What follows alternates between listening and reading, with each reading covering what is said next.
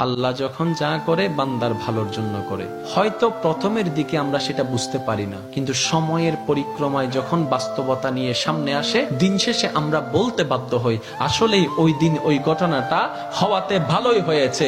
আল্লাহ কখনো বান্দার ক্ষতি চাই না।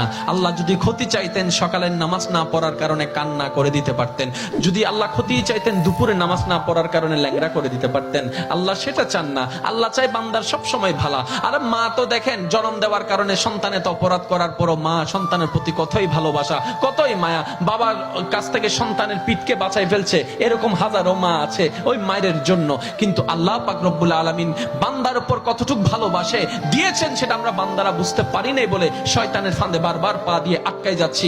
মনে রাখবেন, মনের মধ্যে কথাটা বসাই ফেলবেন, আল্লাহ যখন যা করে বান্দার ভালোর জন্যই করে। একদিন না একদিন সেই ভালোটা আপনার বিবেকে এবং মনে প্রমাণ হয়ে সামনে চলে আসবে।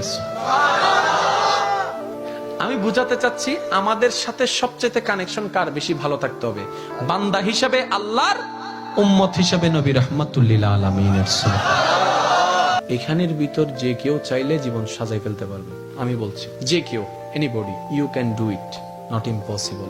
বিকজ ইম্পসিবল শব্দটাকে যদি একদম ভালো করে গভীরভাবে দেখেন, সেখানের ভিতর আপনি আশ্চর্যভাবে একটা জিনিস দেখবেন।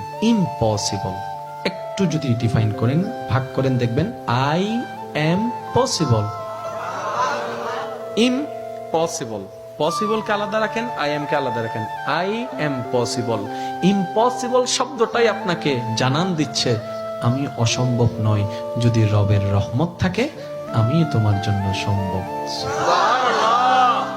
বিদেশে যাওয়ার আগে আপনার এলাকায় দেখেন টিকিট চলে আসছে, ভিসা চলে আসছে, টিকিটের টাকা নেই। অনেক ছিল, কেমনে কেমনে টাকার ব্যবস্থা হয়েছে, সে বিদেশ চলে গিয়েছে।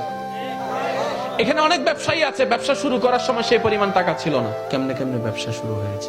দেখ কেমনে কেমনে, রব বলে এটা কেমনে কেমনে নয়, একটু আমার দিকে তাকা, এমনে এমনে এমনে এমনে এমনে এমনে। তাহলে আপনার কাছে যদি আপনার রব থাকে, আপনার টেনশন কি? আপনার দুই নাম্বারই করার তো কোনো দরকার। এই রমজানকে সামনে রেখে অনেকে দ্রব্যমূল্যের দাম বাড়ানোর জন্য কত চালাকি করছে, গুদামজাত করছে। আমি তাদের উদ্দেশ্যে শ্রদ্ধার সাথে একটা কথা বলবো, ভাইয়া জীবনে হয়তো অনেক করেছেন, আপনি এই কারণেই করছেন 2টা টাকা 5টা টাকা লাভ বেশি হবে। তো এই সেক্টরে না হয় আপনার 10,000 টাকা 10 কোটি টাকা লাভ হলো, অন্য সেক্টরে যদি 20,000 কোটি টাকা খরচ হয়ে যায় তখন কি করবেন? কারণ জগতের মানুষ সবাই জানে যে অন্যের জন্য গর্ত করে সে গর্তে সে নিজেই পতিত হয়, এই কথা নিয়ে কারো কোনো দ্বিমত নেই। যে অন্যের কষ্টের কারণ হয় সে নিজের জীবনে কষ্টকে দাওয়াত দেয়, এই কথা নিয়ে কারো কোনো দ্বিমত নেই। আপনি ধর্মের কথা বাদ দেন, একজন